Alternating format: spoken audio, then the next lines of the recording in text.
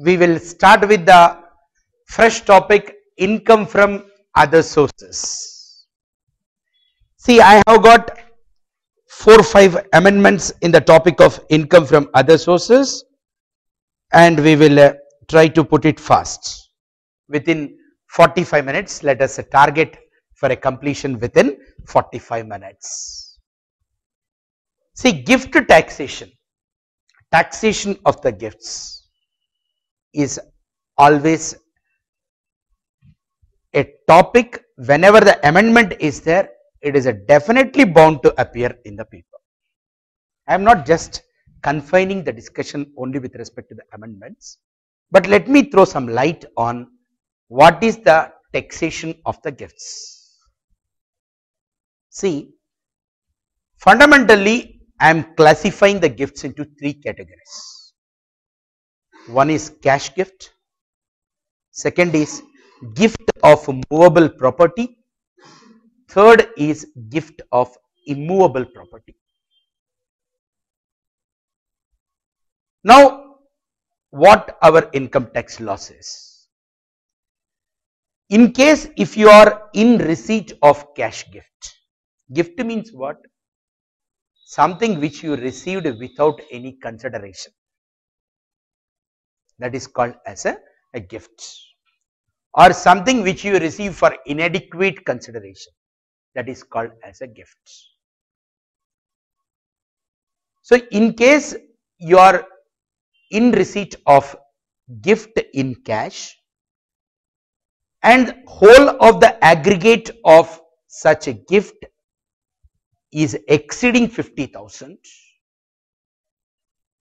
then the whole of the aggregate of such gift will be taxed in the hands of the recipient under the head income from other sources. It is not that from only one person I should receive more than 50,000. Even if I receive from 3-4 people and the whole of the aggregate is exceeding 50,000 rupees, then I am supposed to offer the whole amount as a, what is it, income under the head income from other sources. What I mean is, let us suppose Ravi is giving me a gift of 30,000 rupees and Vaishnavi is giving me a gift of 19,999. Put together it became how much? 49,999. I am feeling comfortable and happy, right? Suddenly our Venu, who is again one more beloved student for me, put 2 rupees cash gift because he is beloved. Because the idea of that fellow is what? Criminal idea. How come Mr. Chakravarti escaped the tax on this? Put together it is 49,999. I will give 2 rupees of the gift to Mr. Chakravarti. Thereby it becomes 50,001 rupee. Thereby the whole amount of 50,001 rupee he has to offer it as a income from other sources. Of course, for every rule, again exceptions are most important. If cash gifts are received from a relative, then it is not to be taxed by including it under the head income from other sources. Of course, again we have to understand who is a relative. I will come back to that. Amendment is also only with respect to that. The other situations where cash gifts are not taxable is in case if you are receiving any gift on the occasion of your marriage. Please do remember, not on the occasion of birthday or marriage day, because human being will have so many marriage days, so many birthdays. At least in Andhra Pradesh, we will celebrate twice our birthday, one according to the date, another according to the tithi in which we born date. but not on the occasion of birthdays or marriage days, only on the occasion of the marriage. Now the point here is, let us suppose my father is receiving a gift from his friend on the occasion of my marriage. Why you are all laughing? Please do remember, there are people to give gifts like that also. Because my father is an influential person in the society. By giving gifts to him on the occasion of my marriage, they are going to get so many orders from the government. Why they will not give? Let them give, let him take, but Indian income tax law says all such gifts are going to be taxable in the hands of my father. Right? Then any gift you are receiving from an educational institution or a charitable institution which is covered by 12AA, all such gifts will not be taxable. Now the other type of gifts are what? Movable property. But movable property, as a student you should remember that it is not that all movable property gifts will become taxable. They have specified a list of items as a movable property. Only when those items are gifted and received as a gift, you have to offer the income from it as an income from other sources.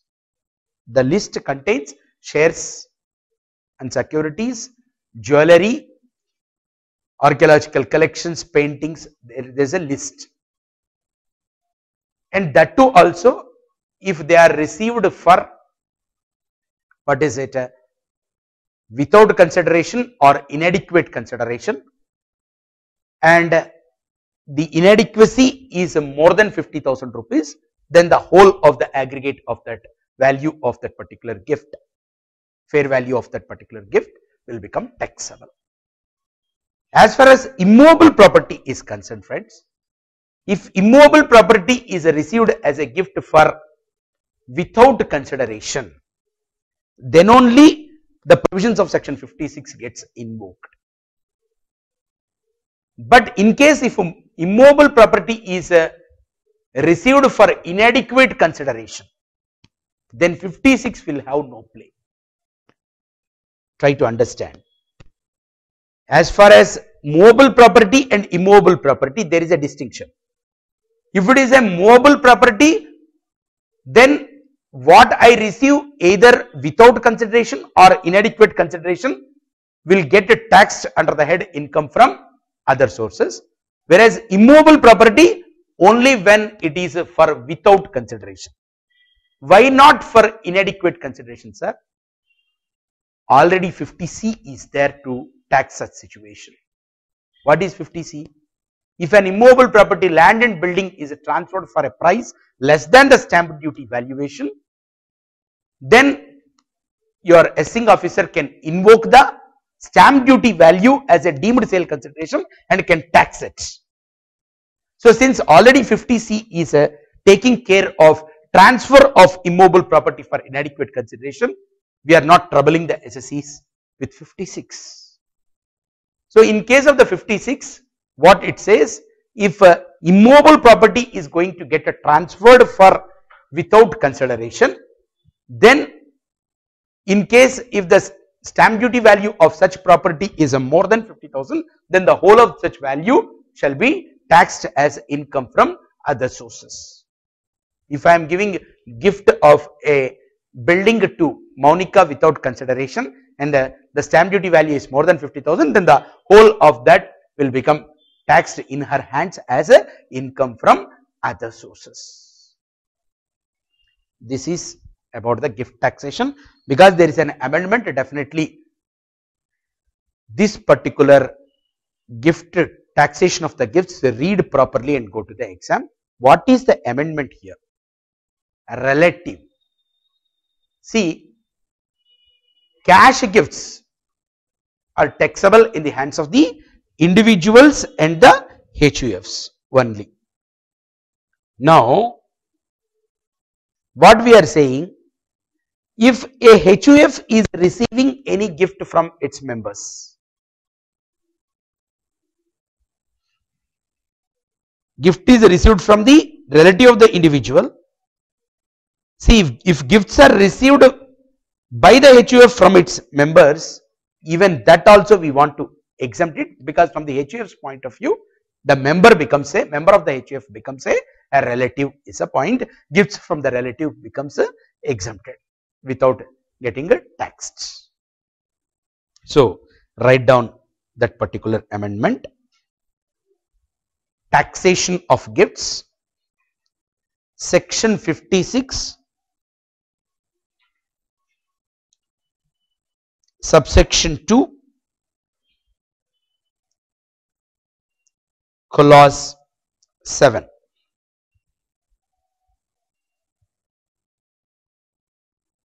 Point number 1. Under this section,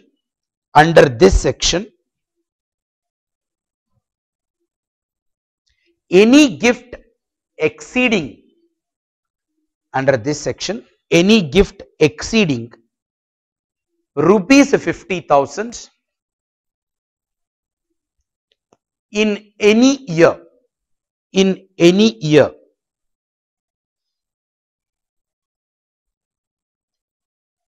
received by an individual,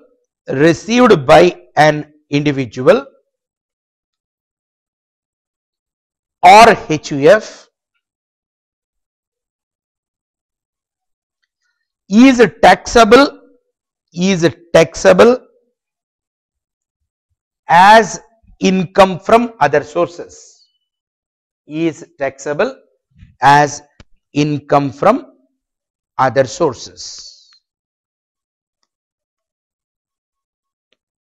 Next, exception.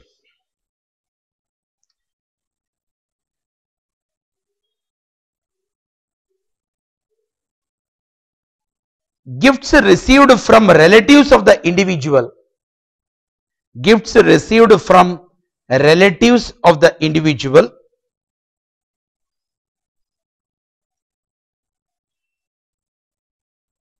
are not taxable in the hands of individual.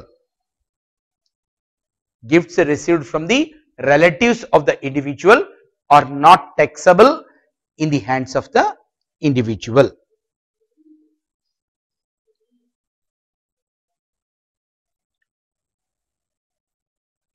Now the amended section,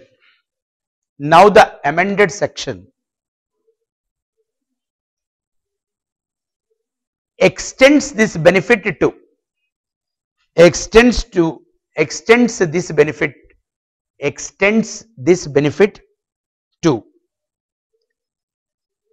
gifts received by the HUF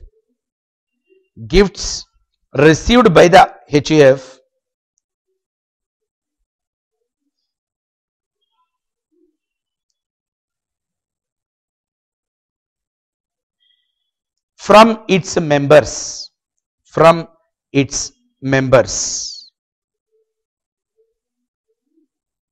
But point to be noted is what, friends? There is a chapter called as clubbing, that is income of other persons to be included in the income of the SSE. That clubbing provision says what? Any income arising from an asset which is transferred for inadequate consideration will be clubbed in the hands of the transferor, right? So we are only having a smile to the limited extent that when a member transfer or gives any cash gift to the HUF, it shall not be taxable in the hands of the HUF as income from other sources. But if an asset is acquired with it and that asset is generating any income for that particular HUF, that continue to get clubbed in the hands of the individual is a point. Then I move to the next amendment brought in this particular area of taxation, that is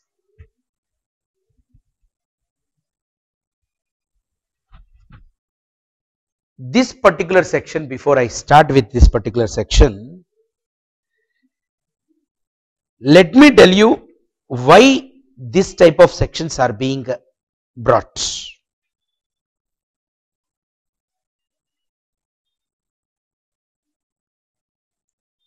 That is, again, it is all Anna Hazare's movement.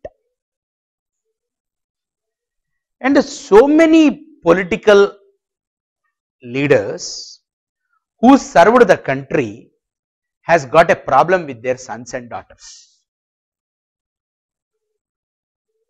What kind of the problems these politicians faced in the hands of their sons and daughters?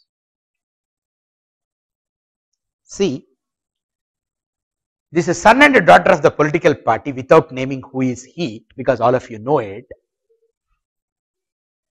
They start a closely held company, private limited company, right? The share face value is 10 rupees. Now there are people to invest in that particular company. By purchasing the shares whose face value is a 10 rupees for 10,000 rupees. That means 10 rupees share is getting purchased at 10,000 rupees. Means in case if I start a similar company with a similar business, will you give me like that? No. Means दाल में काला है. किसके लिए दे रहे हैं वो? Black money को white money convert करना. कैसे करते? ऐसा ही करना.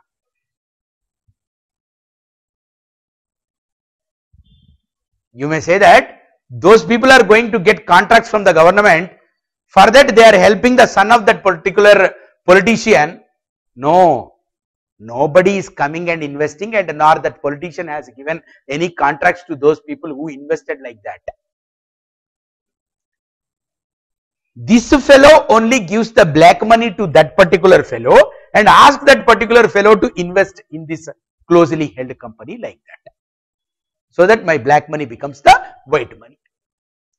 So share face value is 10 rupees, purchase price is 10,000 rupees, premium is 9,990 rupees.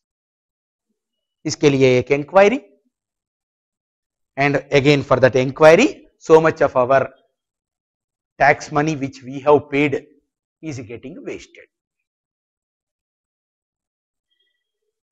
And we have a very good Prime Minister, and we have got a very good Finance Minister who have well understood this particular thing, and they have not hurted anybody, simply brought a provision by saying that in case if a closely held company issues the shares to a resident and the amount received is in excess of the fair market value of those shares, then the difference between the actual amount received and the fair market value of that share is to be taxed as a income from other sources in the hands of that particular company. Now the question is, how do I decide the fair market value of the share?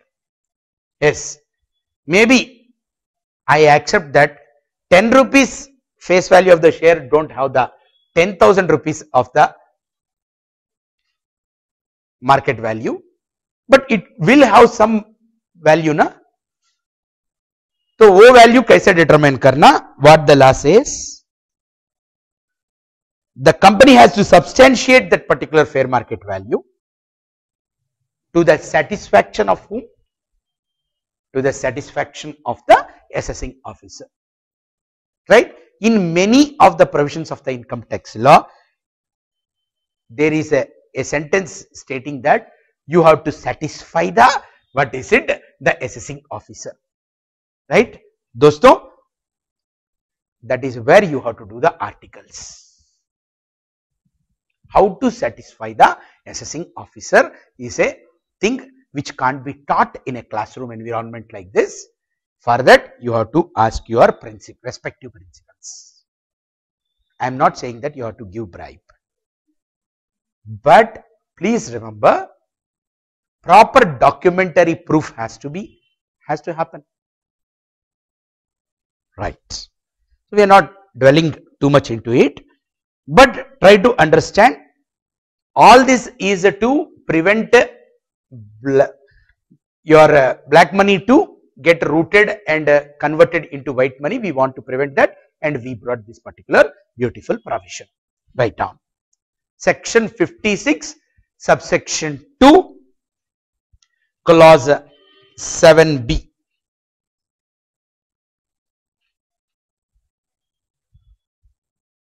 Where a closely held company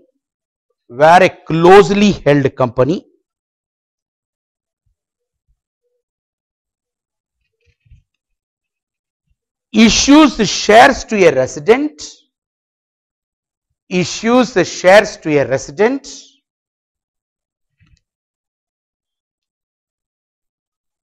for amount received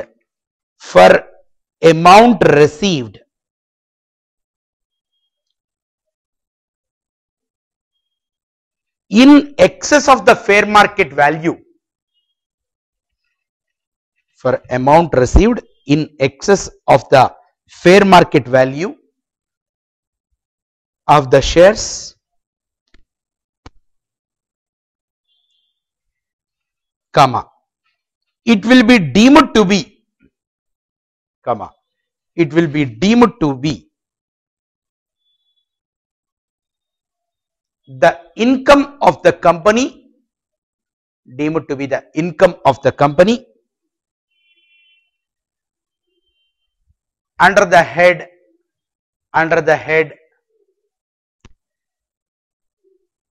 income from other sources. Income of the company under the head income from other sources. Next point. The fair market value for this purpose,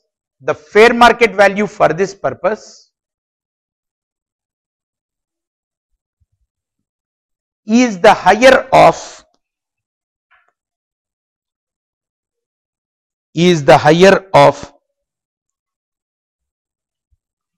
the value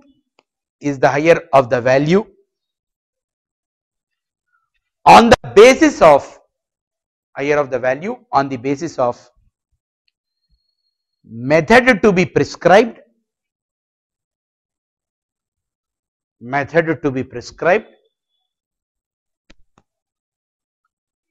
or value as substantiated, or the value as substantiated by the company, to the satisfaction of the assessing officer.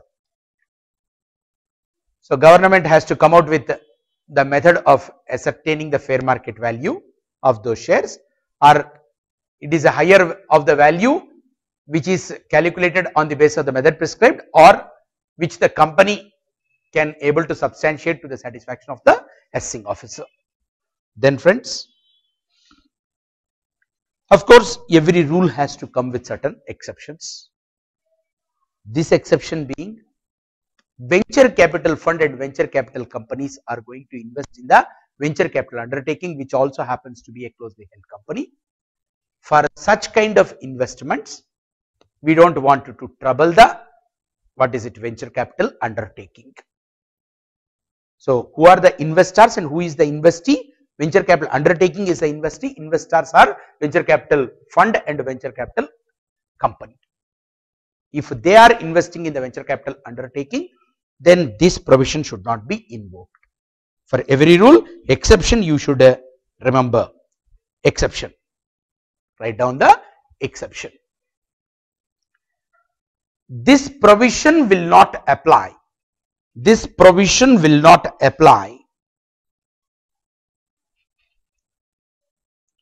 To the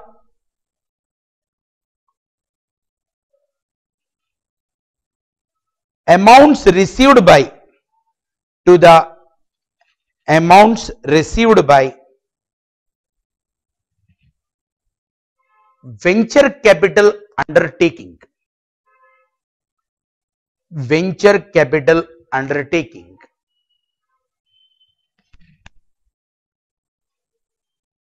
from a venture capital fund,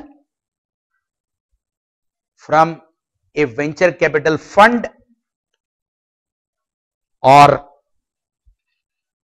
venture capital company.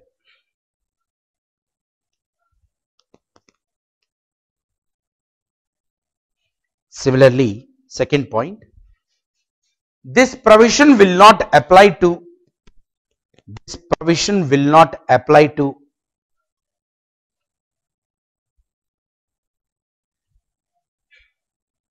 amount received from a non-resident,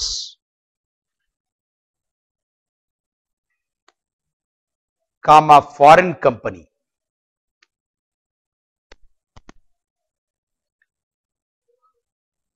or from a class notified by the government, or a class notified by the government. So दोस्तों क्या है, we allow this drama to continue as long as the investor is sitting in the foreign country, right? Because these type of provisions, if we put even for non-residents and foreign companies also, our chief ministers and prime minister cannot go to foreign country and address a meeting. Please come to India. India is green and beautiful. You please come and invest here. Then probably, if these type of provisions are being applied there, people get discouraged, because then if there is a talk in the foreign countries that there are so many restrictions on investments in India, that gives a wrong impression.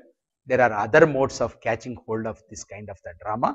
So they said exclusion is any investments received from non-residents and the foreign companies into Indian closely held companies. Then friends, I move to section 68. What is section 68? That is unexplained cash credits. See, unexplained cash credit means what? Somebody came to our office and gave 3 lakhs, stating that please hand over the same to Mr. Chakravarti. My accountant Raju writes the entry, cash to suspense. What's it? Cash to suspense, and in the cash book, cash to suspense, and in the suspense account, by cash. I asked Raju who came. He said, no sir, I don't know. Just like that, he gave the money and has gone. Probably he is Ram, right? Now the point here is, once that kind of scenario comes, now this suspense or the unknown Ram will be coming under the creditors list for us, isn't it, or not?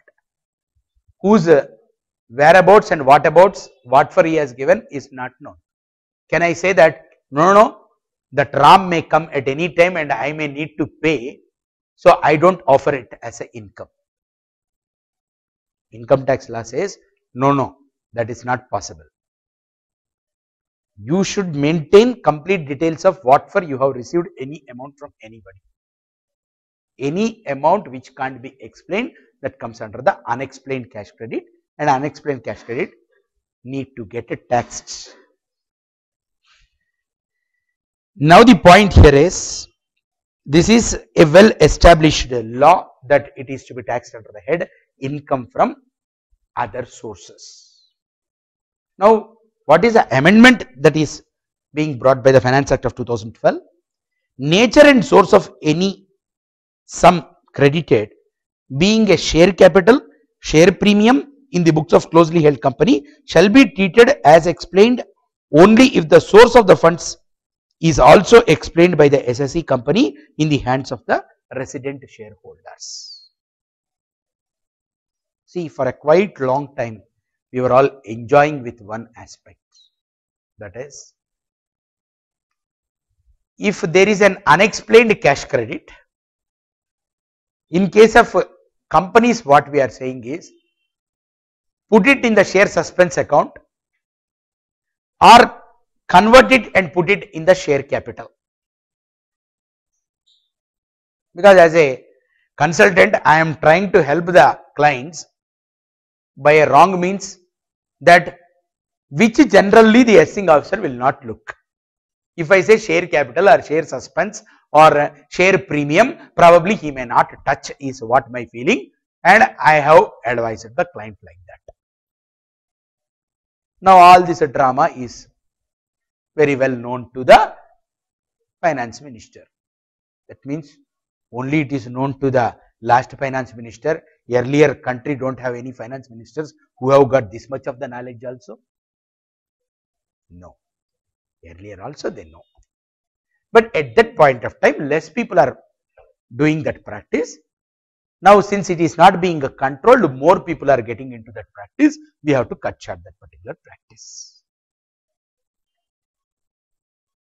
See, some amendments when they come, we get a feeling that then why it is not being earlier done? Why it is not being earlier done?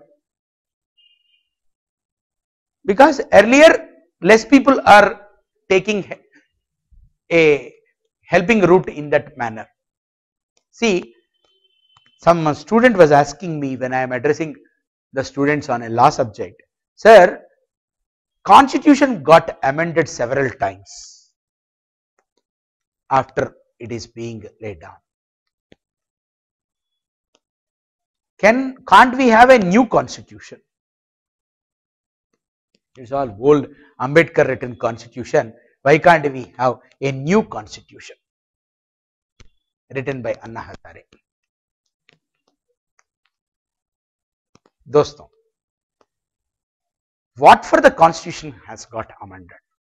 When Ambedkar and the group wrote the constitution, there are 90% law abiding people and 10% are people who are not abiding the law. But as the situation reversed, we have to amend the constitution. इसका ये मतलब नहीं, constitution originally what those people thought is not like that today. So for the present condition, let us have a new constitution is not correct. So try to understand all these things are there earlier also. Now we want to put full stop to all this. Today Chidambaram ji is going to present one more finance bill.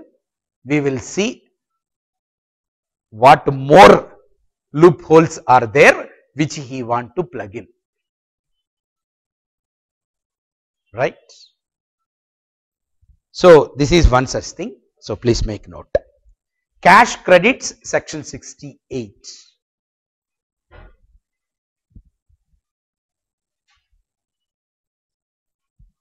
That is share capital comma share premium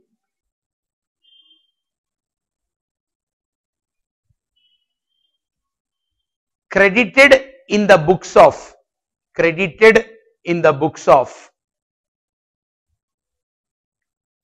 closely held company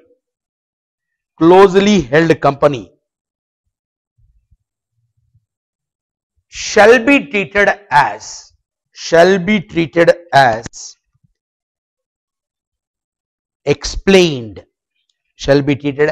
explained if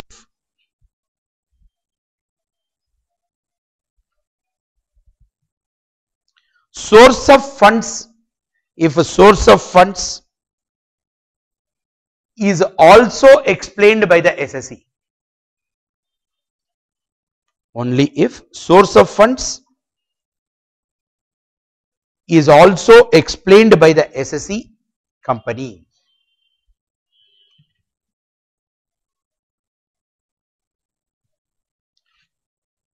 earlier the department used to trouble only the people who contributed that particular money. They used to send a notices and ask them how you got this particular money. Now we are saying that not only we will trouble them, we will also trouble the people, companies who are going to take such money. Of course, for every rule again the exception should be there. Normally this drama gets happened only in the closely held companies, not in a public listed or big companies or where venture capital funds are there. So they have given an exemption. Write down exemption. If shareholder happens to be, venture capital fund and venture capital company, then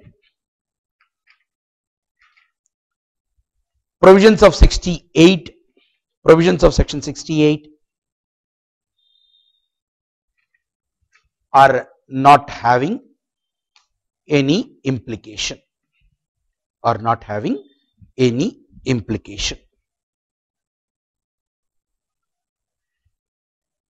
right friends.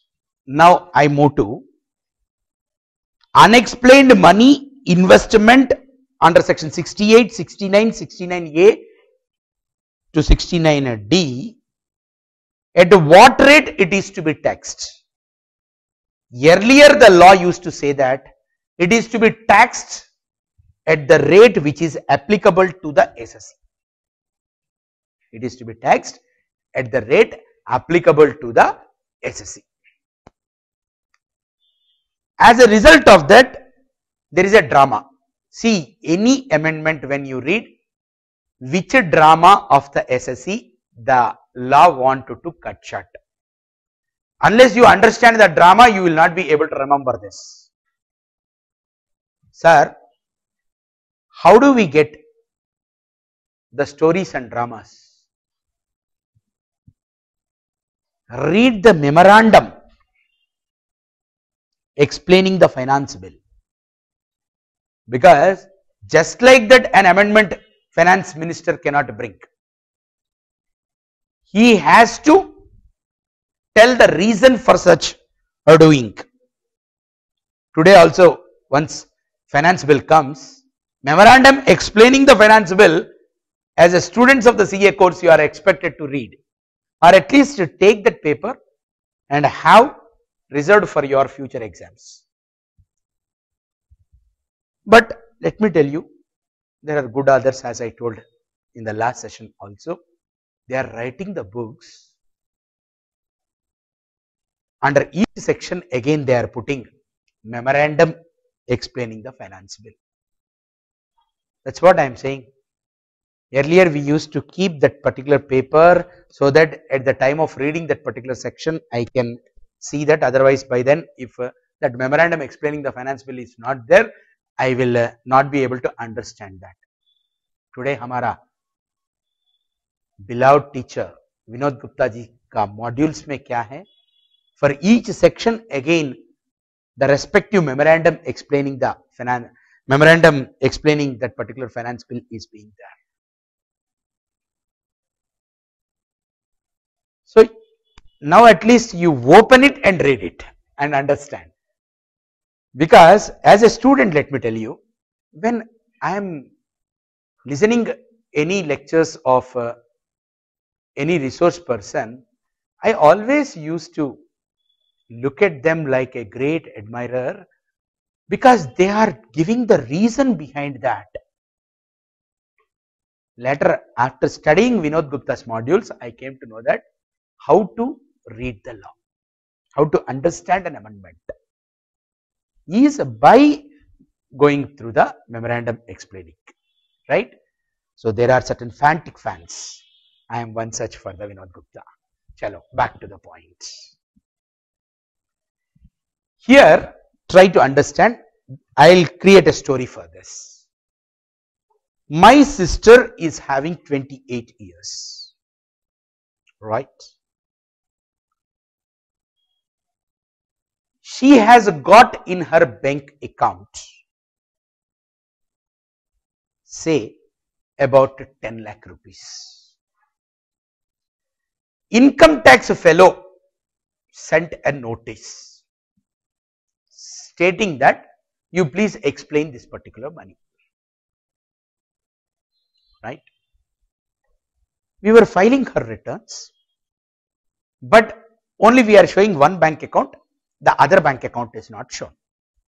Now with PAN linked scenario, they have got hold of that particular bank account and they said in this 10 lakhs kahan se aaya aapko? Kahan se aaya bole to, what is her age? I said 28.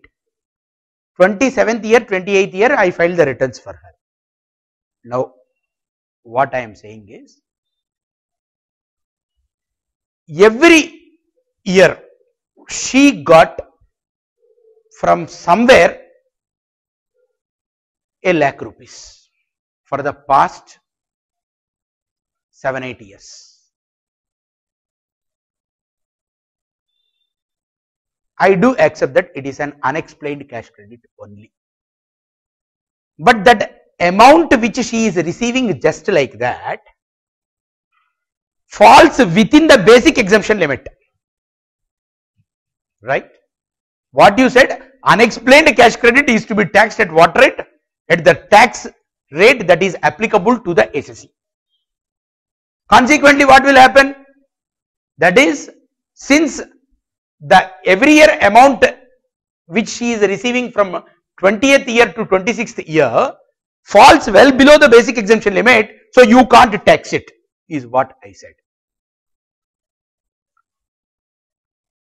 And not only I said, so many people also started saying the same. In a house, at least in India, one breadwinner, 5 eaters. All these 5 eaters will have no income. So naturally, we can create this kind of conversion of black money into white money. So to put an end to this kind of dramas and stories, income tax law now says what? Unexplained cash credits, unexplained investment, unexplained expenditure, these will get taxed at the rate of 30%. These will get taxed at the rate of 30%. Now once they say these will get taxed at the rate of 30%, now no longer I can live with that particular drama of saying that income is well within the basic exemption limit, so tax rate applicable is nil, so I will not pay the tax as a nahi bol sakte, right? So even small things also they are catching and trying to bring the amendments, right? Take down, that is section 115 BBE, section 115 BBE.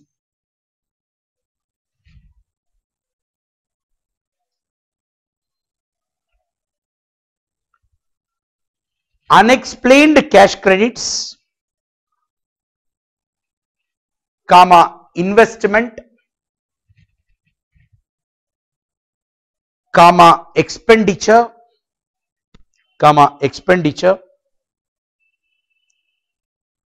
covered under section 68,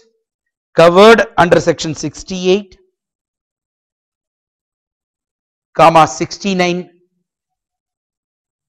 comma 69A, comma 69B, comma 69D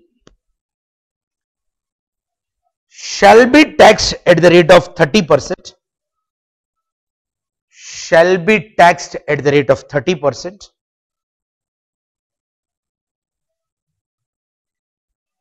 and no deduction shall be allowed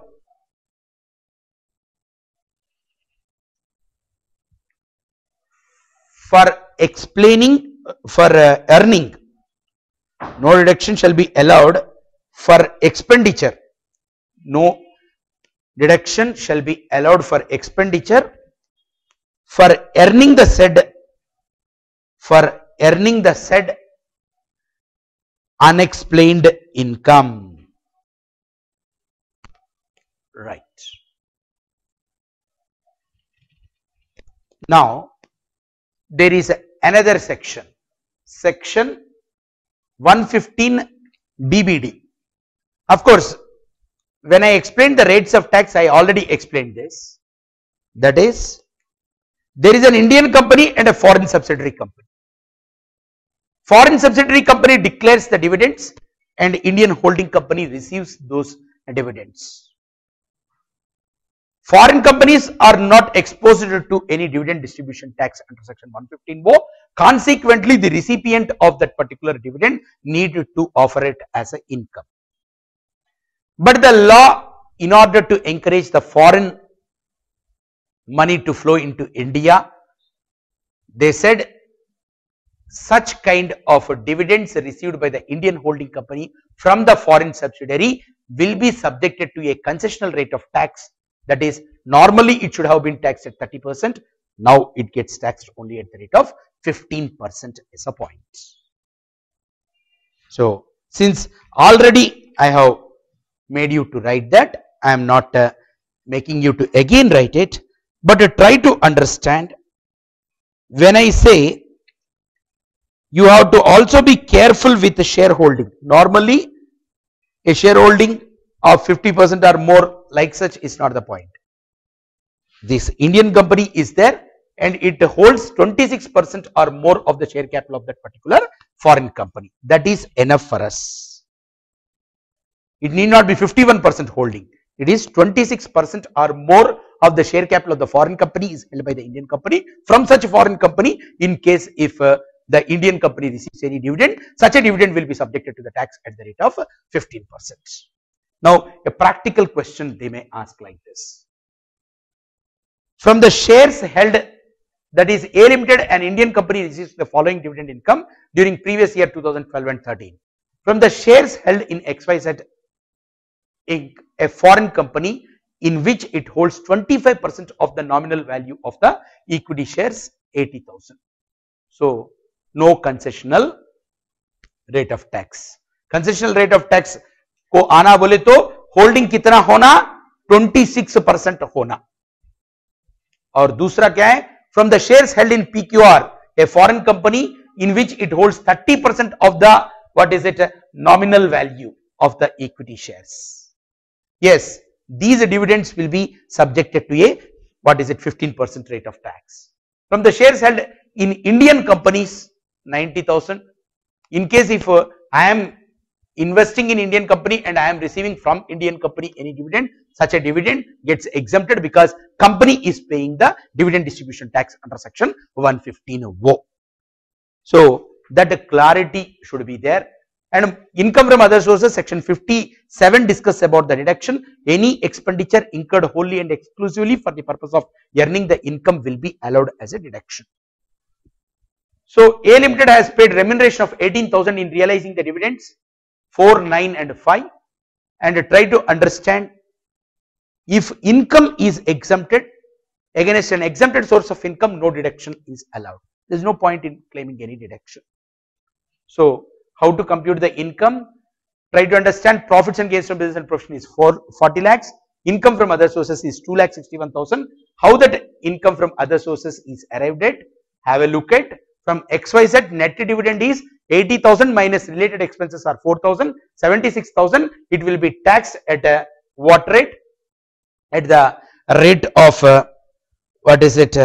your 30%, whereas in case of the other company it gets taxed at the rate of 15% is a point. Slightly in the PowerPoint the figures are getting jumbled. So answer there is 2,61,000, thereby the total income becomes 42,61,000. But as a student you are expected to do what? Of course, rest of the computation I am not going into, but only thing is you have to remember that concessional rate of 15% is allowed only in case if the company which is declaring the dividend is a foreign company and this Indian company has got the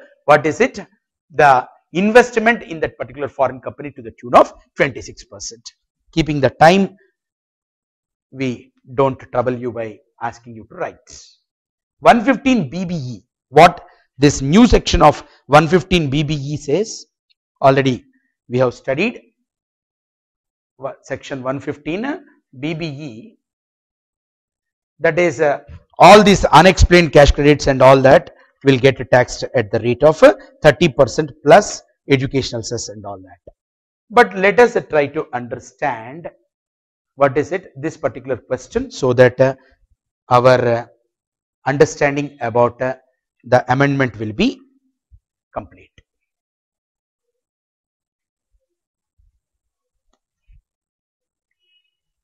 Nana, 45 minutes అయిపోయిందని close చేసావా? Okay right అమ్మా ఇంకొక 10 minutes I'll take time to explain this question, because this question is most important.